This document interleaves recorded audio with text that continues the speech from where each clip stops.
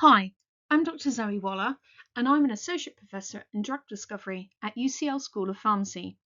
This video is to explain our recent research paper in a simple way. It was just published in Nature Communications. The links to the paper are included on the YouTube webpage. The title of the paper is Structural Insights into i-motif DNA Structures in Sequences from the Insulin-Linked Polymorphic Region. The work is very much a team effort from multiple experts within UCL School of Pharmacy. Let's start with a bit of background. You may already know our bodies are made up of different types of cells, and in each cell our genetic information is held in the form of DNA. DNA itself is made up of 4 building blocks which we call bases, A, T, C and G, adenine, thymine, cytosine and guanine. These 4 building blocks encode the information to make life on Earth.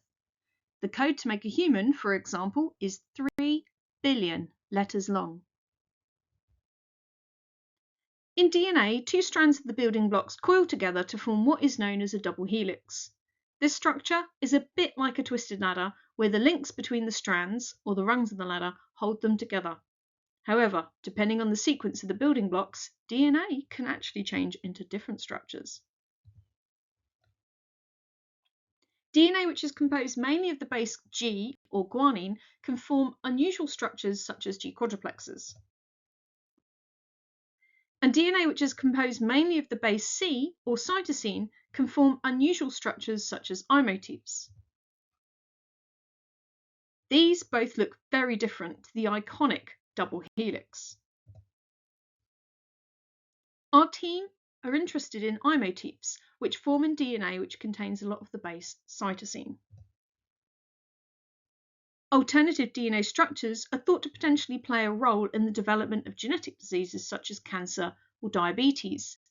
We are particularly interested in the potential changing shape of DNA in diabetes.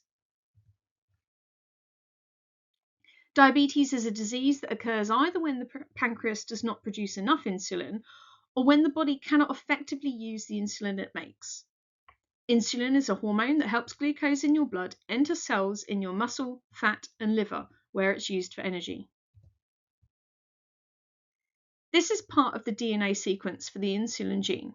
The letters in bold show the genetic code for making the hormone insulin. Before the code to make insulin, there is a region of DNA, which here I've coloured in pink, which is a variable number of tandem repeats. This is called the insulin-linked polymorphic region.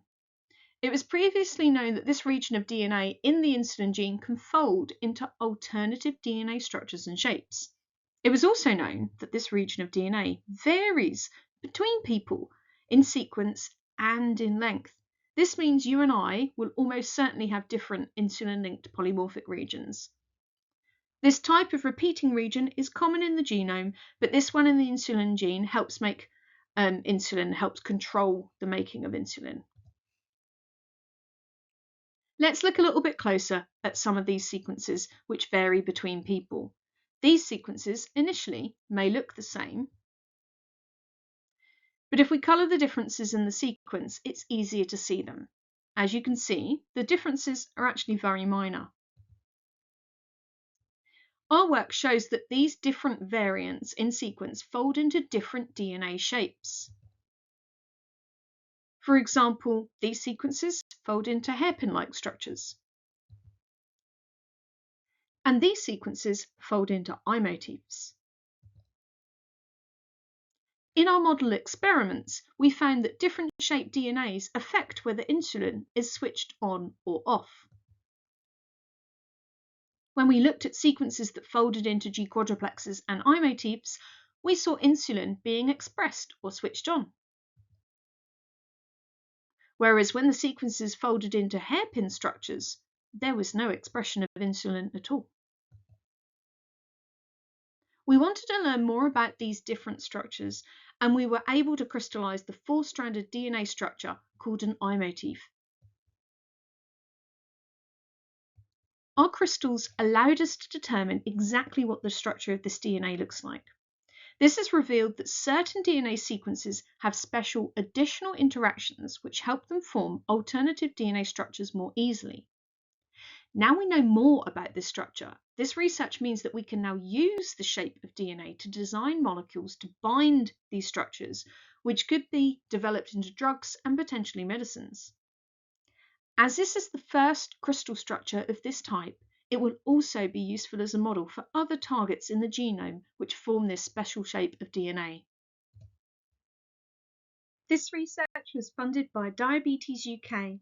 If you have any questions, please feel free to ask by either tweeting me or by email.